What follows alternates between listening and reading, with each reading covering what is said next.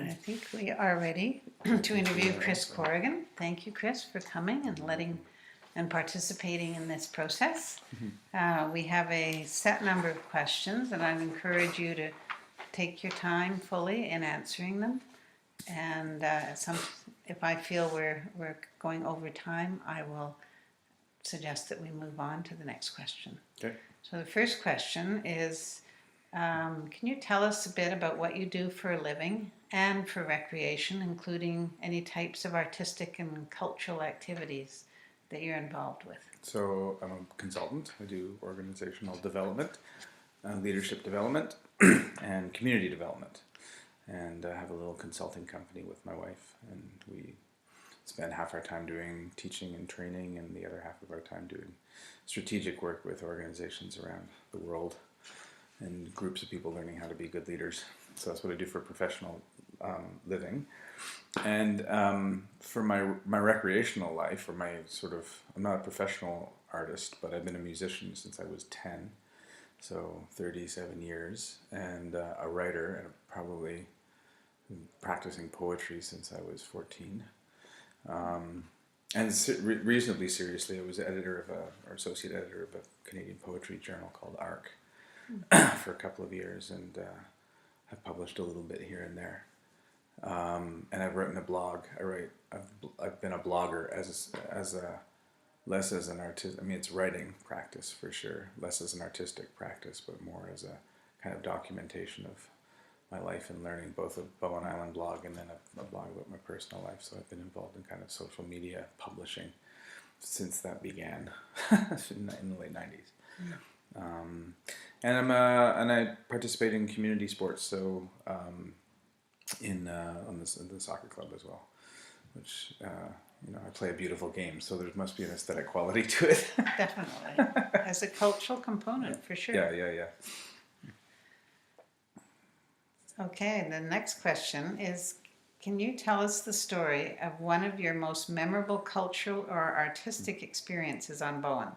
It can be as a performer, participant, amateur, or reader, listener, audience member. I can tell, a couple, I guess. I think one of them is the first time I wrote a song about Bowen Island, which was the Farewell to the Mainlanders song that I wrote as an attempt to become part of Bowen. The Morrismen used to do a thing at the dock where they would send away the Labor Day ferries, and it's kind of a Gulf Islands tradition. And so I wrote a version of a sea shanty that said farewell to the Mainlanders, but it was mostly about how we're all happy to have our island back, but now it's like 8 months of being driven insane by the rain. And I realized people really liked that song, and I wrote a few other songs that kind of captured. It was almost like creating a new folk tradition for Bowen in a way. Other musicians have done this as well, but what I loved about it, what I discovered about it, was that whenever I wrote songs that used the term we, they used the word we rather than I to describe my experiences on Bowen, it became something that people were really, they identified with. And it spoke, it sort of spoke to them. So there was that made me realize that something about like my artistic practice of Bowen is sort of in a way like self-generated from what happens here. And then the other piece that was really kind of underscored that was Pauline's piece, Voices in the Sound, which was our own story. And it's so funny because we're a small community of 3,500 people, but we love our own story. We consume it endlessly. Like if you want to sell a painting, make sure it's a picture of Bowen, and people from Bowen will buy a painting of Bowen, or a song about Bowen, or books of Bowen writing about Bowen.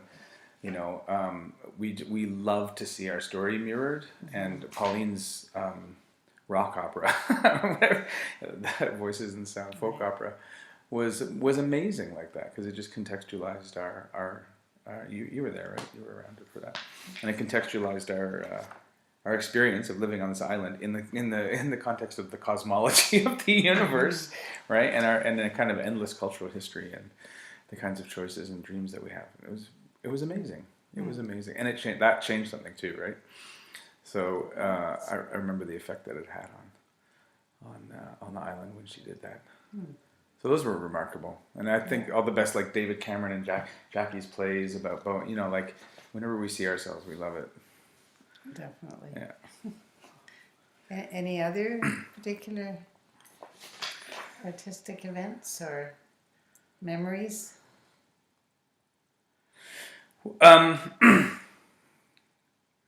Yeah, the kitchen junkets, I think. I remember we did the kitchen junkets for about 3 years or so, and Bob Doucette hosted them, and they were these rotating. Did you ever go to them?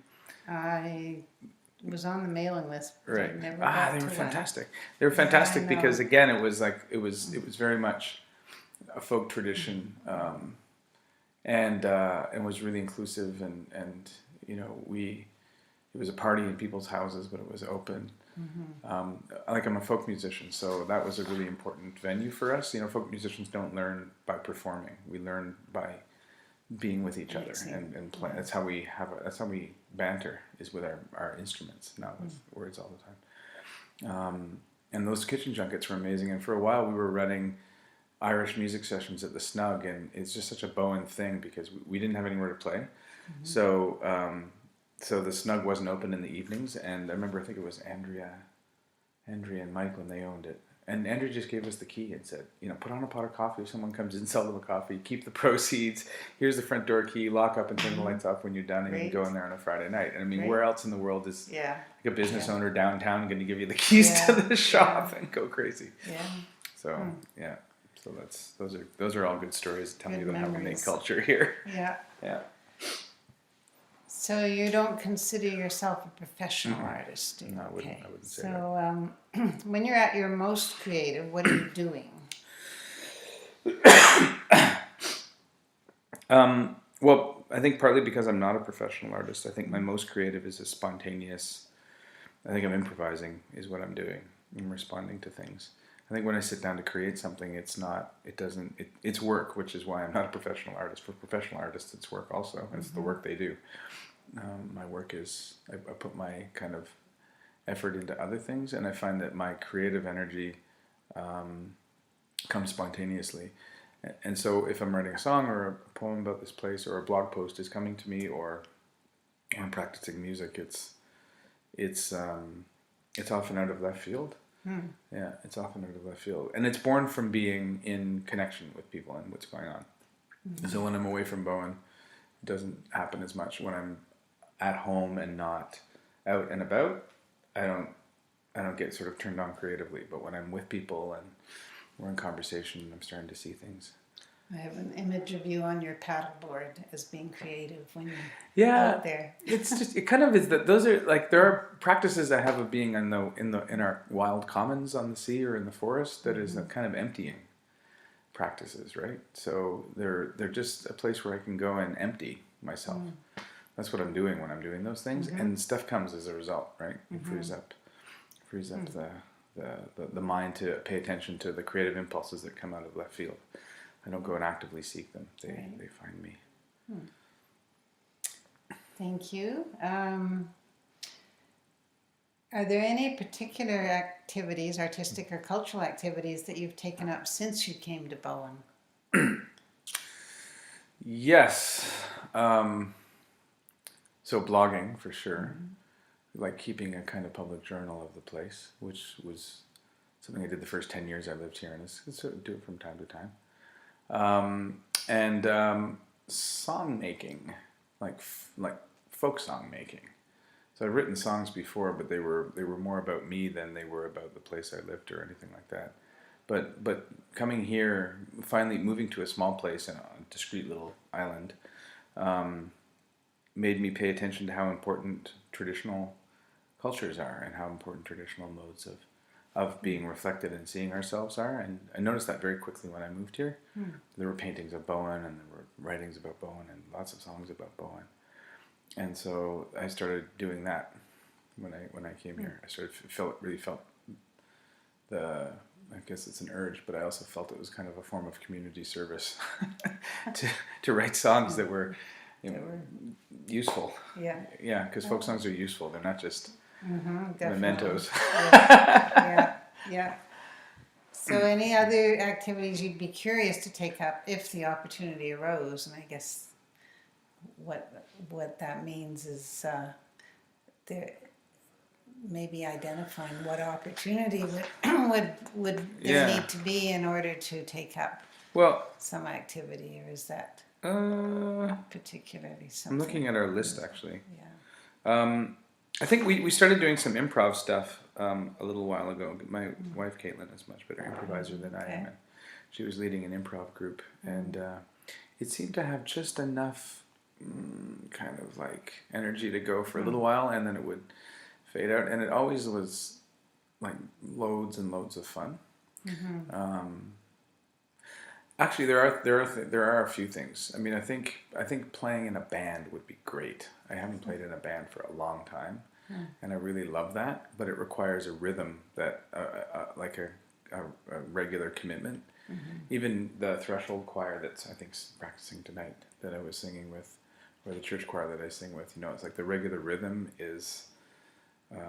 Can't always make it, right? And so being in a band or doing something collaborative like that, whether it's improv or music making, requires that. I would love to do more acting, but I can't always commit to rehearsal schedules, which is the problem. Right. So I used to do acting a long time ago when I was in university. So those things I would, and who knows? Like my life changes, and I'm here on a regular and predictable basis. I can do more collaborative stuff. Yeah. But I noticed that my artistic practice is solo, and collaborative would be more fun. Or would be another way to go. And that would mean being here regularly in order to Yeah, it would mean maintain that having commitment. having a predictable rhythm that was reliable. So, what's holding you back, if there is anything holding you back, from participating in or attending more creative and artistic activities? Um, Time.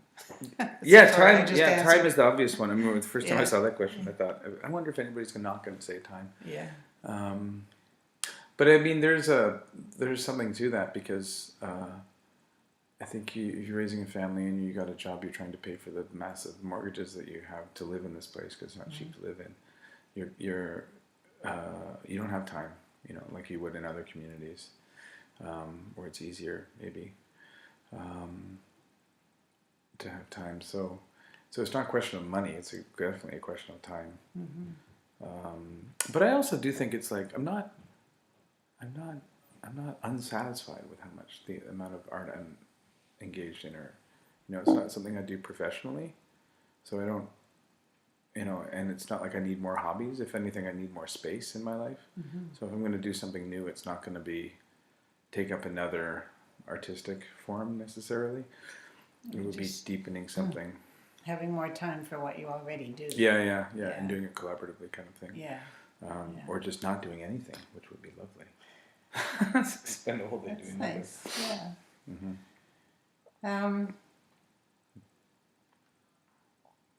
Well, I guess it's a follow-up question to that, which is there anything you can think of that might help overcome that obstacle, which I think you've already kind of identified, that maybe cheaper housing, Well, living in a place that had less demands on your income give you more time. For the interview, you don't have to give me examples. Okay. Yeah, which would be actually important for us. Okay. But so ask me the question again. What would? Is there anything you can think of that might help overcome that obstacle?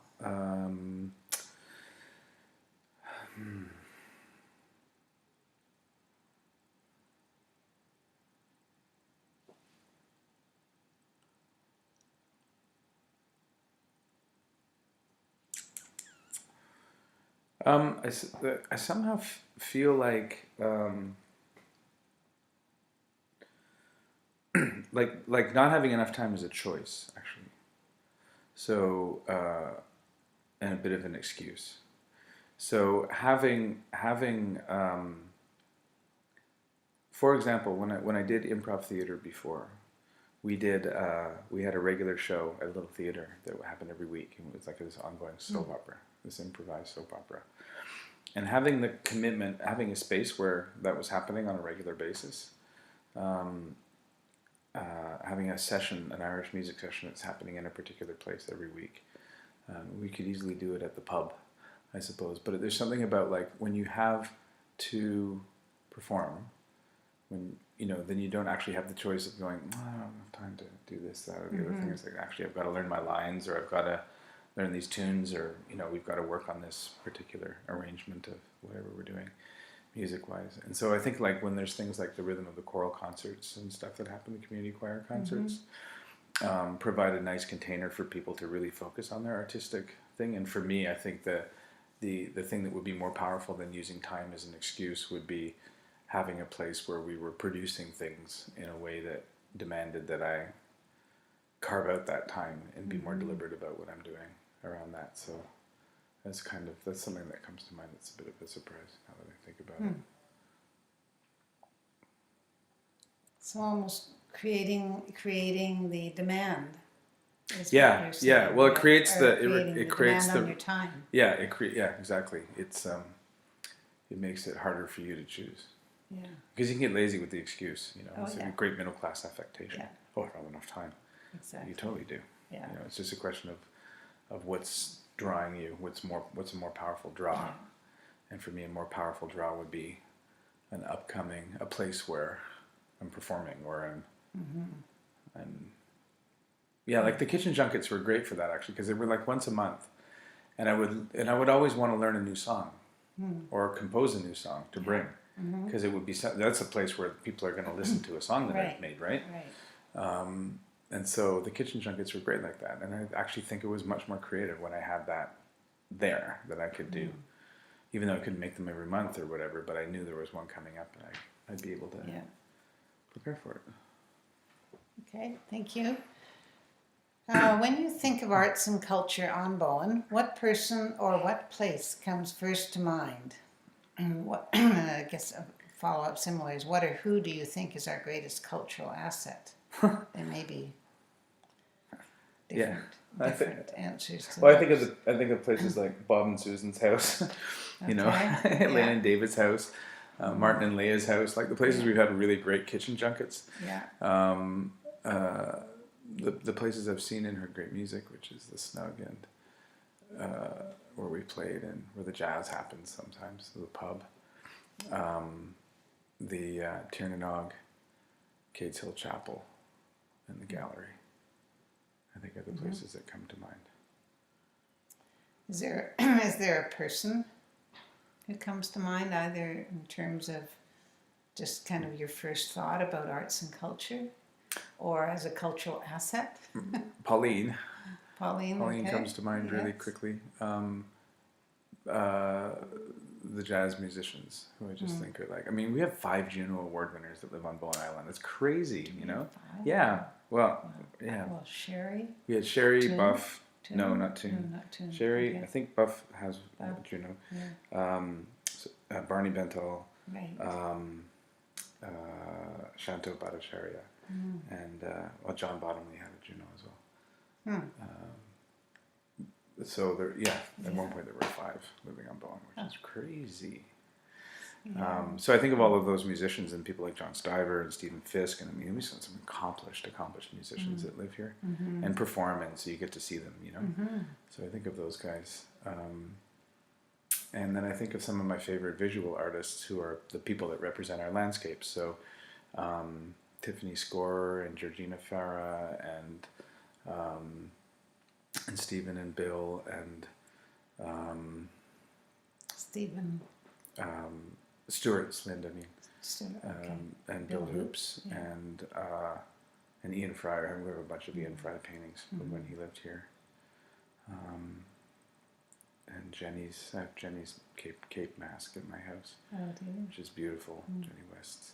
So those artists, visual artists, somehow I identify them strongly. And then Paul.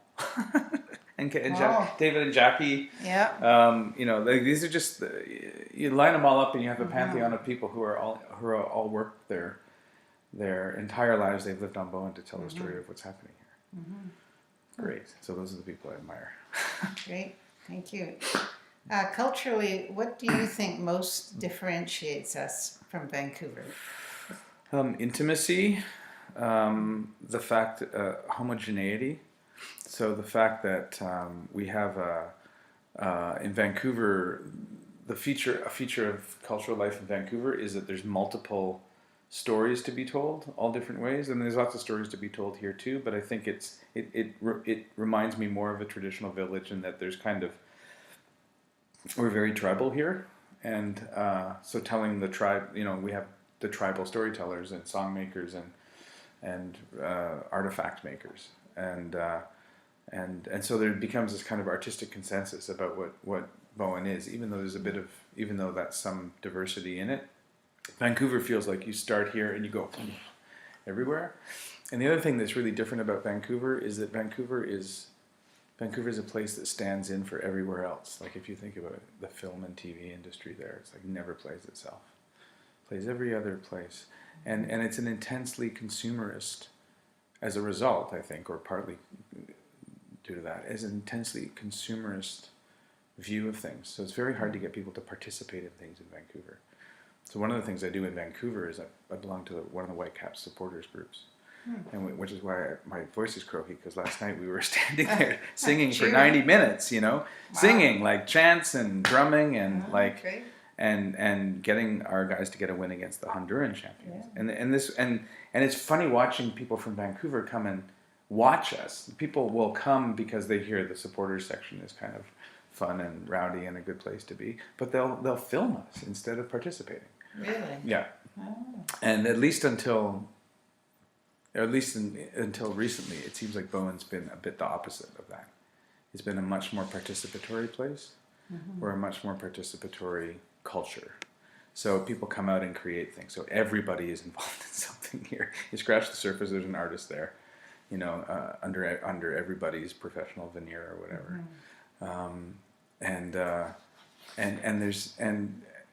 And that the participatory culture is one of the reasons why I love living here, because you're creating the community all the time.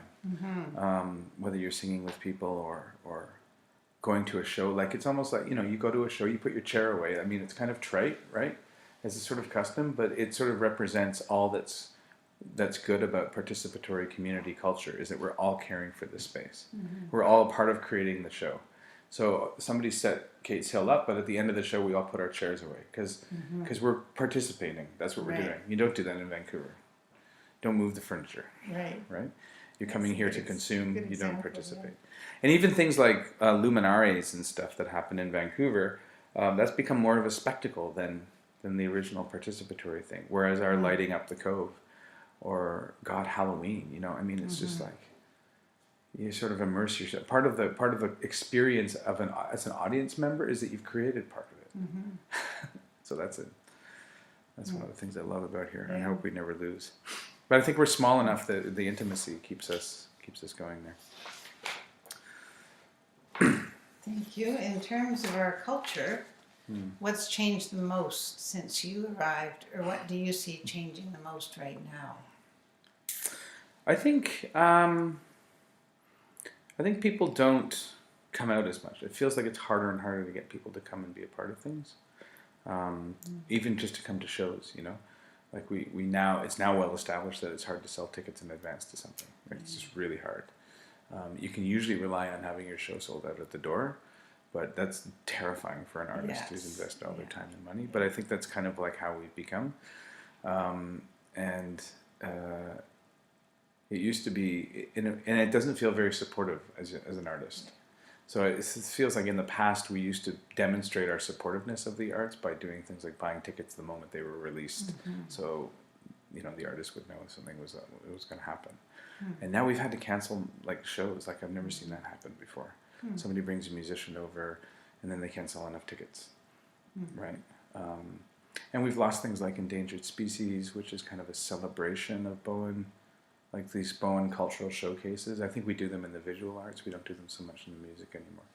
There's bands at the pub and stuff like that, which is great. But Endangered Species was really special that way, in that it was like, those were all Bowen bands, and we got to do our thing. Was Endangered Species the name of a band? No, it was the name of the show. It was a fundraiser, I guess. It was at the gym. I mean, it was packed. You'd get like 100 people, 2 nights. Before my time. Oh, it's fantastic. Doug Hooper used to put them on. And Bima used to put them on, and they were amazing.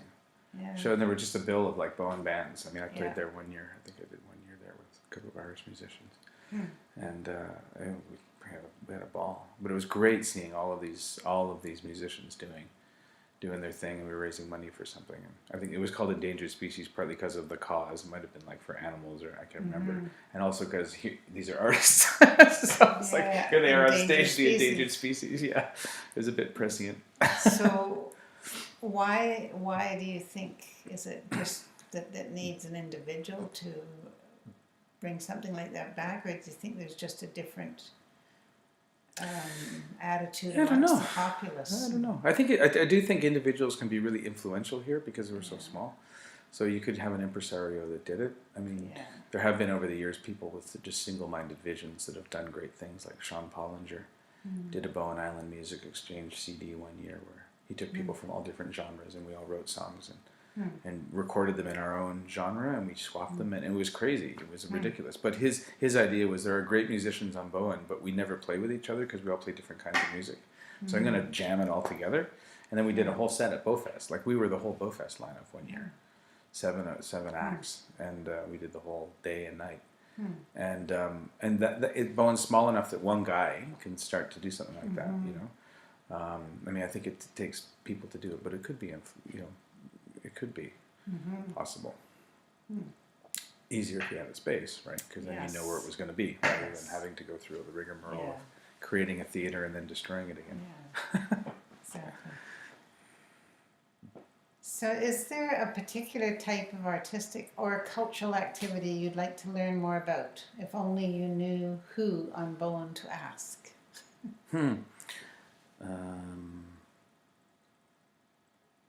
No. That's okay. That's a good answer. Not really. Not at this time. Yeah. In a few words, what brought you to Bowen Island, and what would you most miss if you had to leave? Well, what brought me here was the ability to create the learning center. That was the main thing that brought us here. I mean, it was a beautiful place. We could afford a house. It's beautiful. And that's important. Like, the landscape here is really great. It's close to Vancouver. So when I was thinking about leaving the city, I didn't want to be too far away. And so, but what brought me here was those things, and then what I discovered here that I loved was just the person who's captured it the best, I think, is Ron Woodall. He's just obsessed with character. He just loves character. So that whole series of 300 portraits or whatever he's done of all of us, you know. Have you had yours done?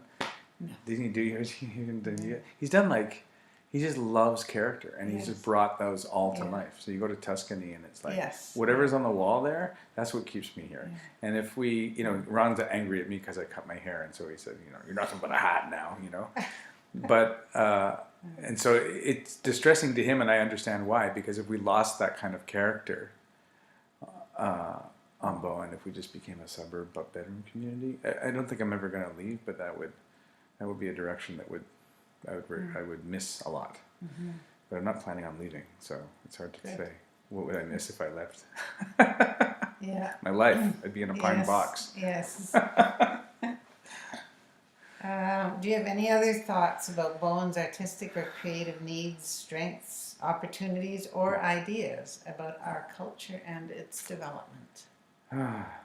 No, nothing more than I've already said. I don't honestly think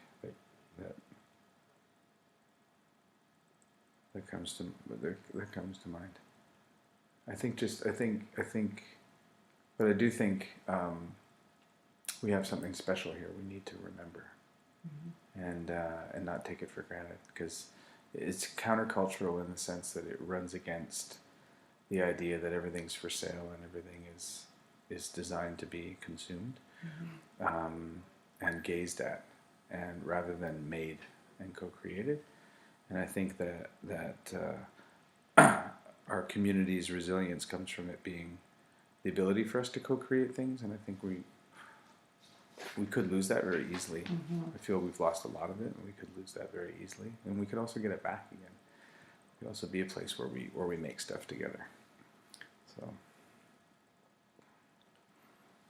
Okay, I think we've come to the end of the set questions. Do we finish the interview at this point? I think we do. And then the debrief is not on the camera, right? I'll stop it.